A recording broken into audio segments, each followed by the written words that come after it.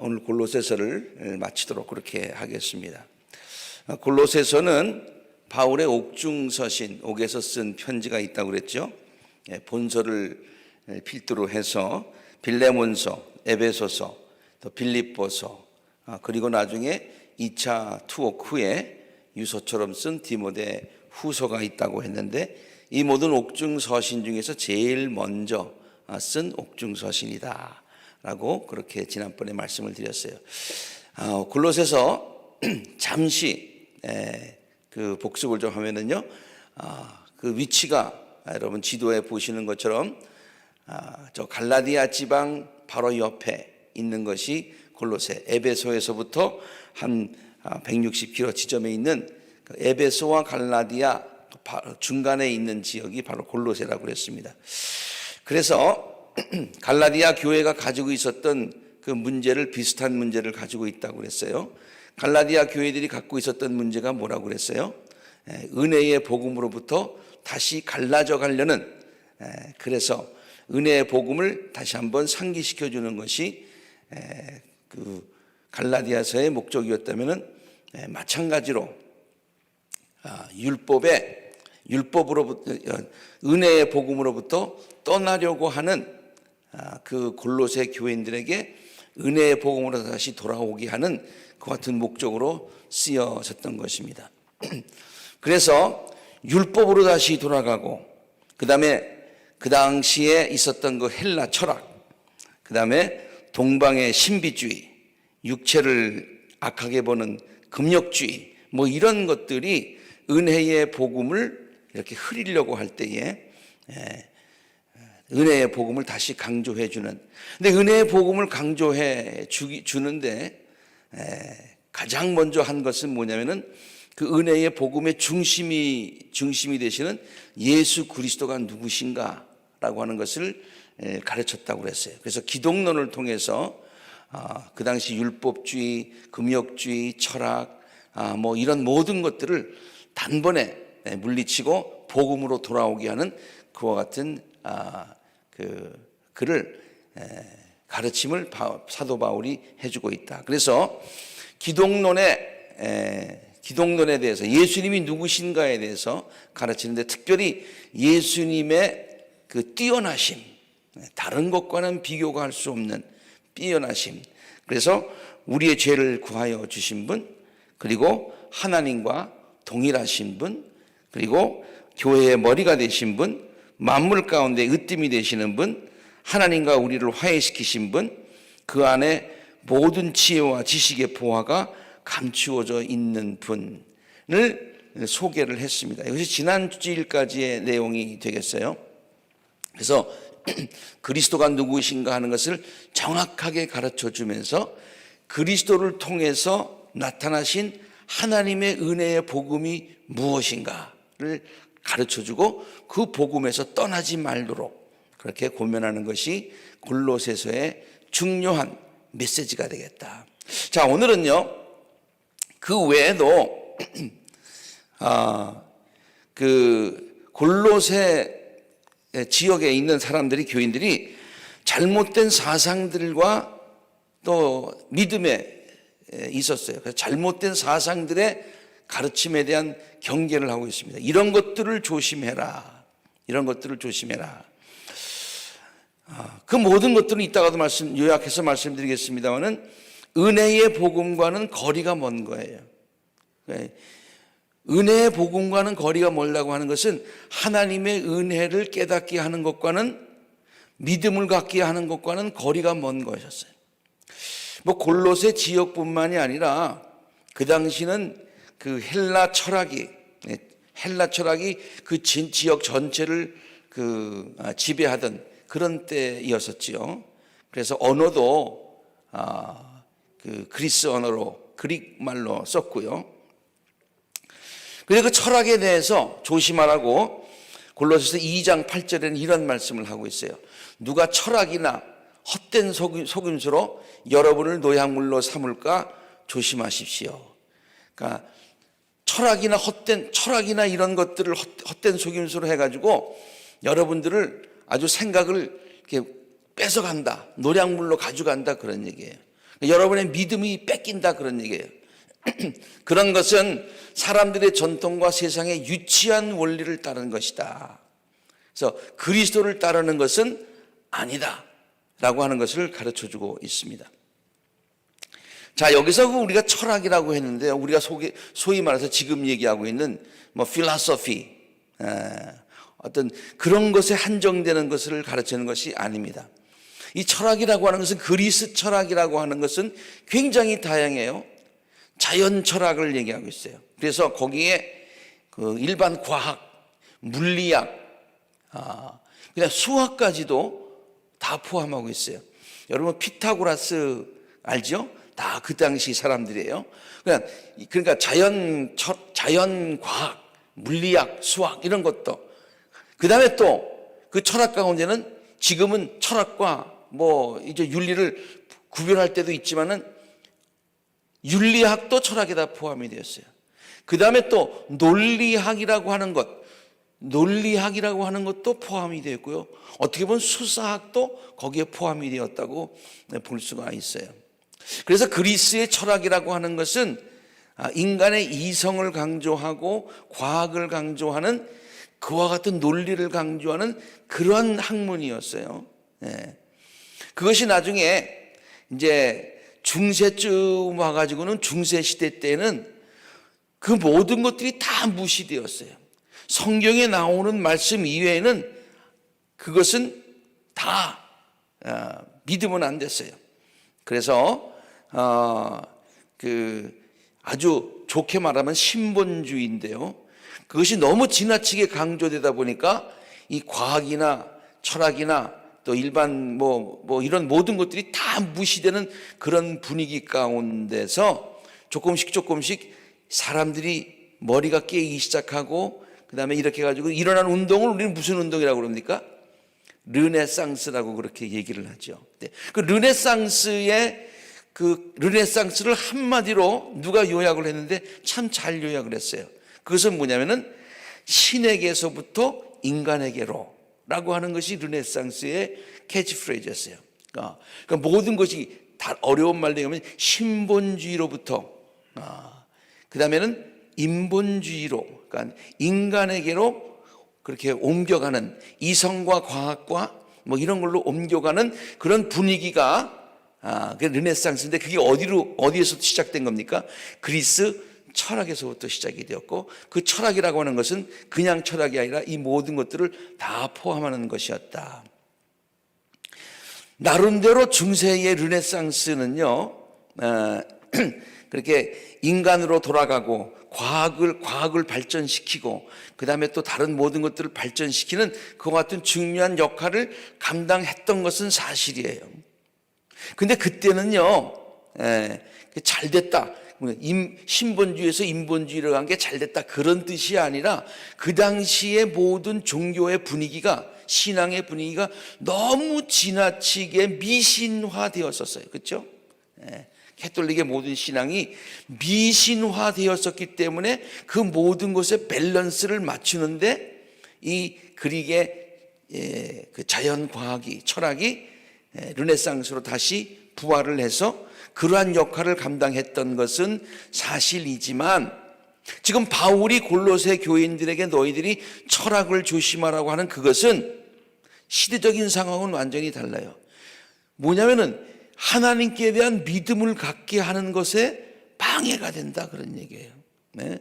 인간의 이성이나 인간의 논리나 말이 된다 안 된다 그렇게 하는 것에 너무 사람들이 그냥 빠져 있으니까 기독교 신앙, 복음이라고 하는 것을 전해도 말이 안 된다는 거예요. 예를 들어서 콩 심은데 콩 나고 팥 심은데 팥 나지, 우리가 이만큼 노력해야 이만큼 얻는 거지, 우리는 아무것도 안 했는데 마음으로 믿고 입으로 시인하면 구원을 받는다니 그게 말이 되냐. 율법을 많이 지켜서, 율법을 잘 지켜서 우리가 이만큼 노력하면 우리가 이만큼 어떤 대가를 받는다고 하는 것은 굉장히 논리적으로 make sense 하는데, 그게 아니라 우리는 그냥 하나님께서 해주신 것에 대해서 은혜를, 그냥 그리스도를 통해서 나타나는 은혜를 믿기만 하면 된다니, 이게 어떻게 가능한 일이냐, 논리적으로 가능하지 않다라고 하는 그런 분위기가 있었다는 거예요.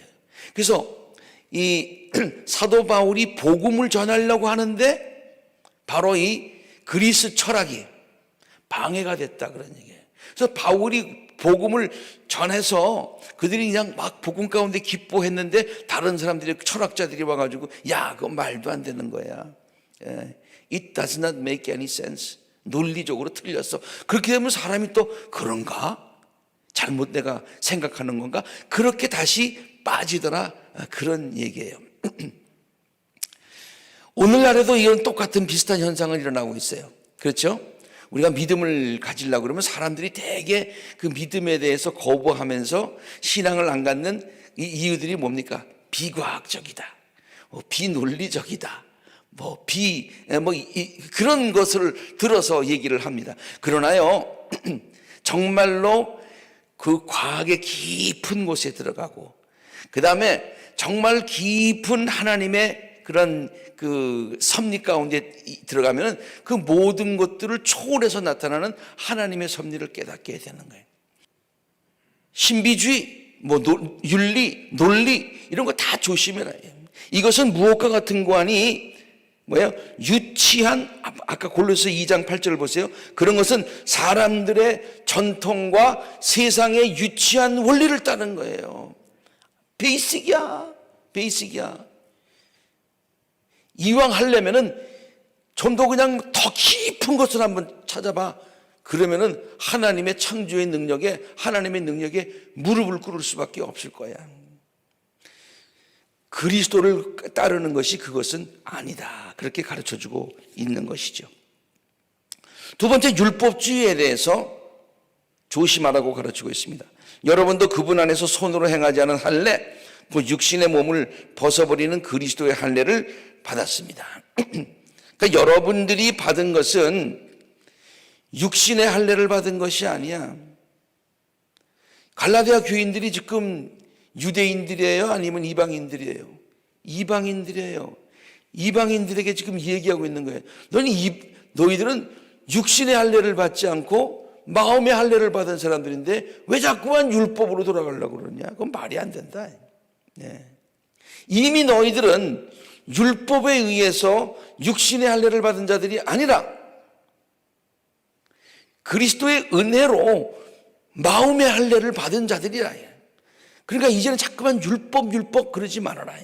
유대 사람들이 들어와 가지고 너희들에게 자꾸만 아니다, 하나님은 구약에, 여기 봐, 하나님 있잖아, 구약에 하나님이 율법 강조했잖아, 우리도 율법 지켜야 돼, 그 말 듣지 말아라, 그런 얘기예요.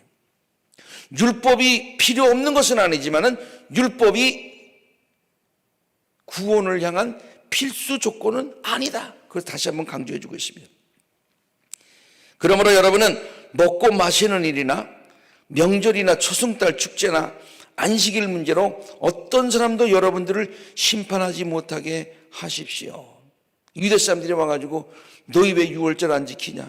너희 무슨 전화 장막절 안 지키냐? 왜 금식 안 하냐?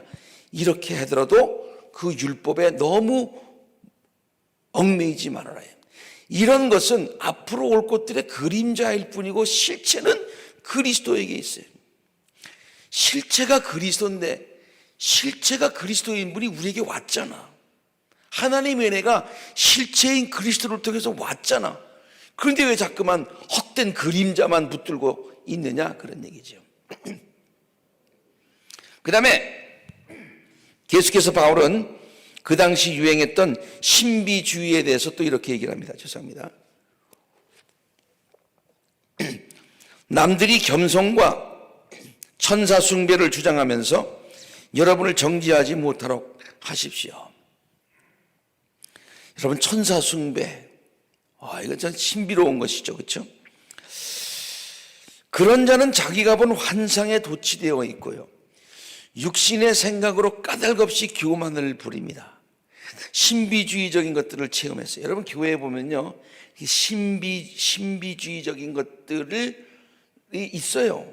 신비주의적인 것들이 없으면 또 안 돼요. 이게 굉장히 귀중한 것이에요. 그러나 그 신비주의적인 것이 있어야 구원받는 것은 아니에요. 잘 한번 들어보세요. 신비적인 체험이 있어야 구원을 받는다? 이건 아니에요. 신비적인 체험이 중요하기는 하지만 그것이 곧 구원의 유일한 방법은 아닙니다.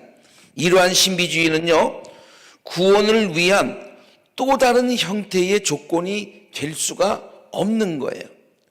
구원은 이런 신비적인 체험과는 상관없이 은혜로 주어지는 것이에요. 네. 그러니까 신비적인 체험이 있으면 참 좋지만 그것이 구원의 조건은 아니다. 만일 신비적인 체험이 구원의 조건이 된다면 그것은 또 하나의 행위가 되는 것이다. 그런 얘기예요. 그는 머리에 붙어 있지 않습니다.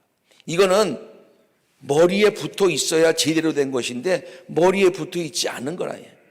온몸은 머리에 붙어서 마디와 힘줄로 영양을 공급받고 서로 연결되어서 하나님께서 자라게 하시는 대로 자라는 것입니다. 우리는요, 그저 하나님께 붙어 있어서 은혜로 자라는 것이지 우리가 무슨 어떤 신비적인 체험을 통해서 구원이 얻어지는 것이 아니다.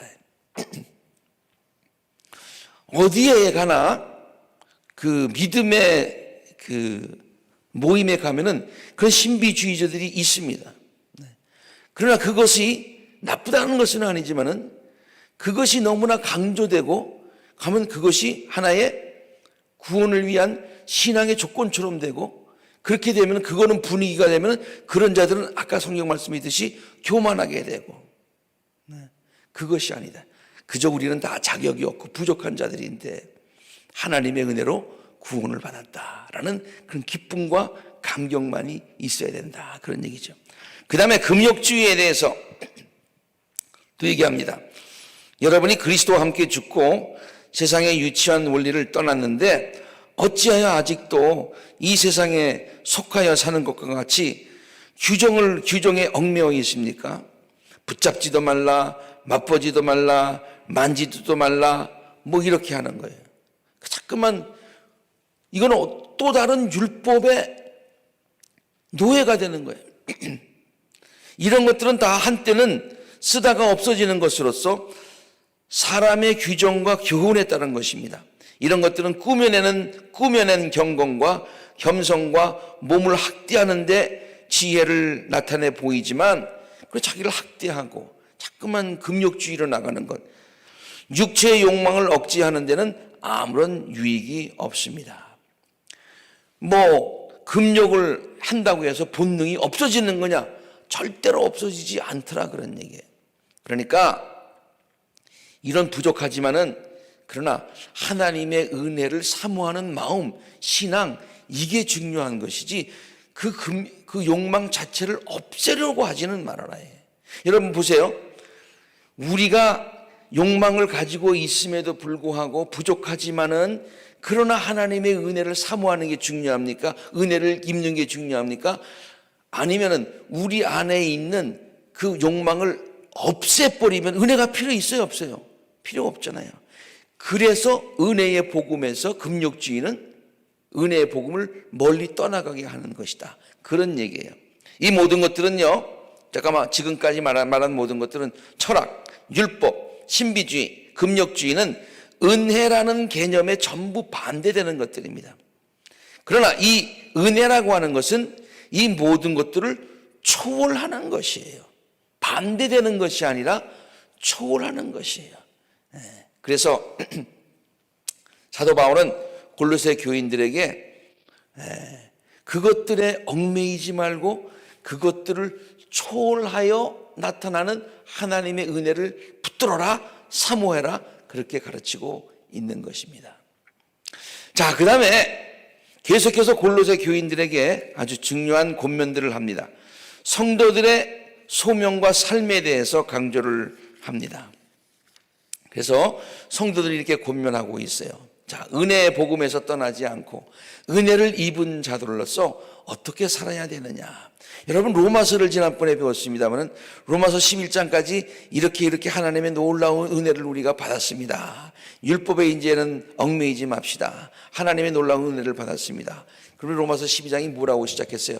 그러므로 하나님의 은혜를 받은 자로서 성도답게 이렇게 살아가야 됩니다 라고 가르쳤듯이 골로새 교인들에게도 이러한 은혜를, 모든 것들을 초월하여 나타나신 하나님의 은혜, 그리고 뛰어나신 예수 그리스도를 통해서 우리에게 주신 하나님의 은혜, 이걸 받았으니 성도답게 살아가는 방법이 무엇이냐를 이제 다음과 같이 가르치고 있습니다. 짤막짤막하게 제목만 보도록 하겠습니다.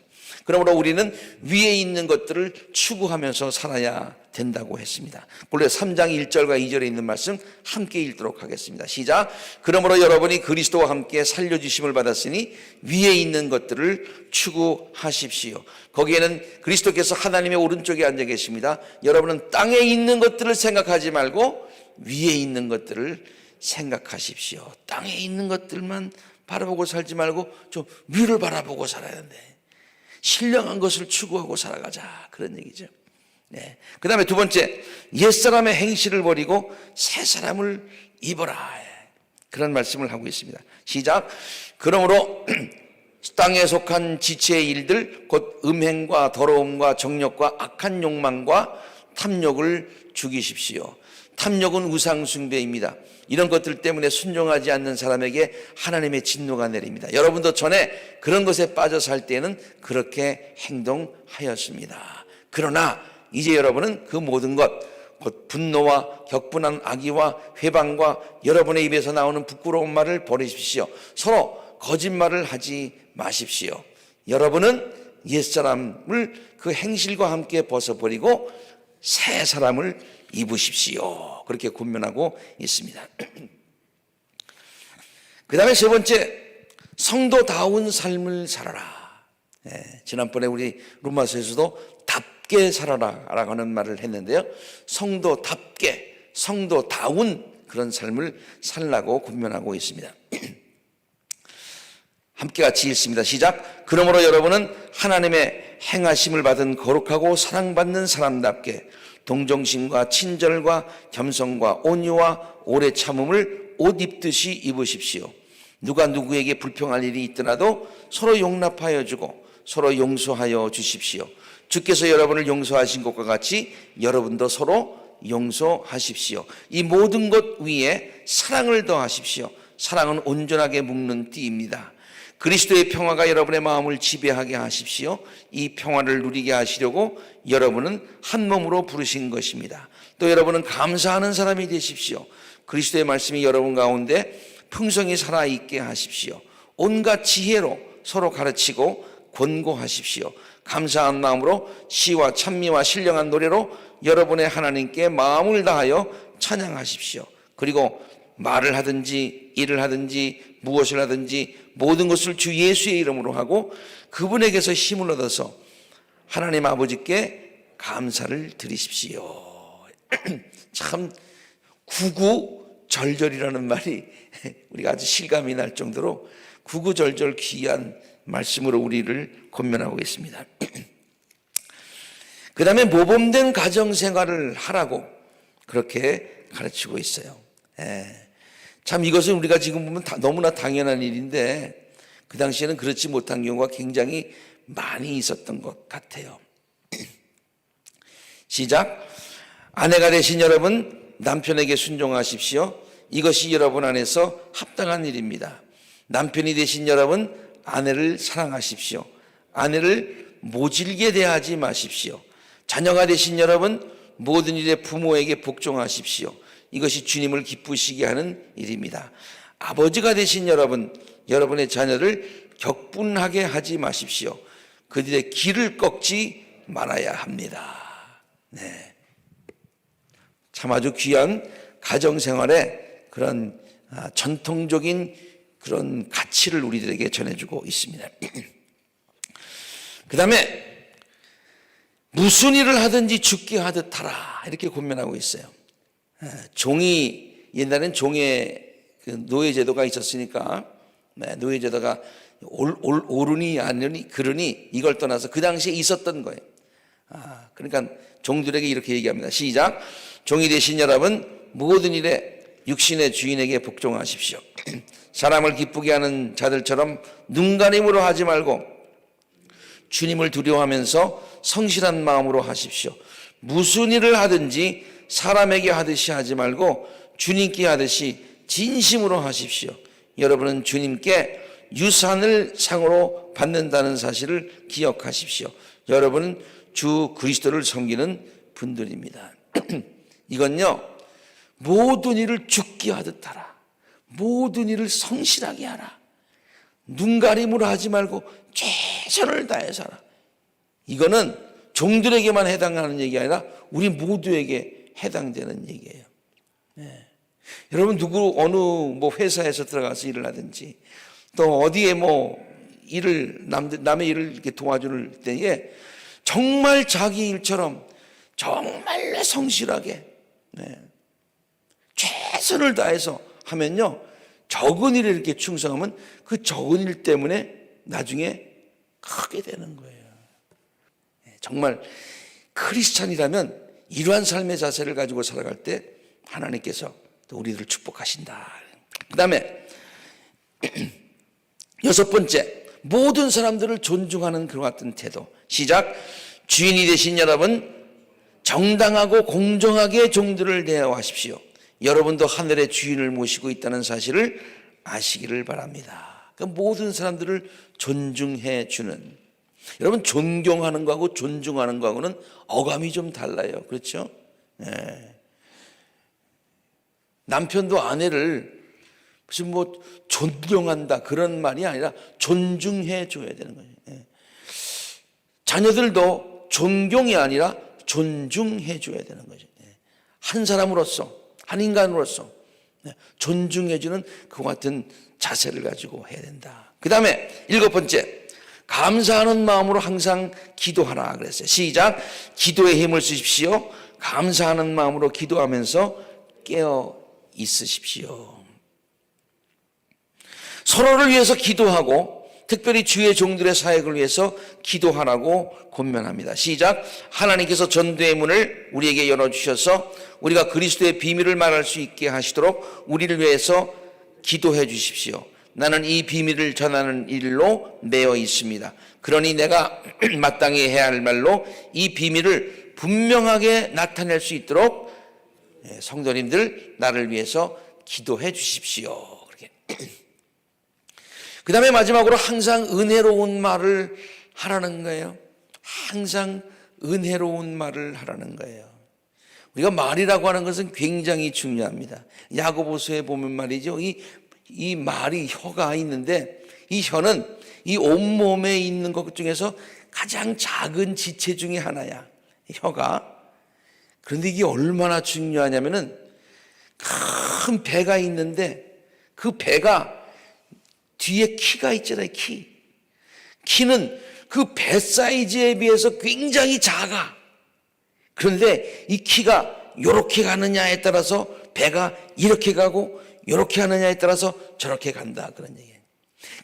큰 배지만은 작은 그 키에 의해서 배가 이렇게 가고 저렇게 가듯이 온 몸에 있어서 이 혀라고 하는 것은 굉장히 작은 지체지만 이렇게 울리느냐, 이렇게 움직이느냐, 이렇게 움직이느냐에 따라서 인생의 방향이 이렇게 가기도 하고 저렇게 가기도 한다고 그렇게 얘기를 하고 있어요. 그리고 기왕에 이 골로새 교인들에게 얘기하는 것은 기왕에 그 말을 하려면은 좀 맛을 내는 말을 하라 그랬어요. 여러분은 언제나 소금으로 맛을 내는 것과 같이 은혜가 넘치는 말을 하십시오.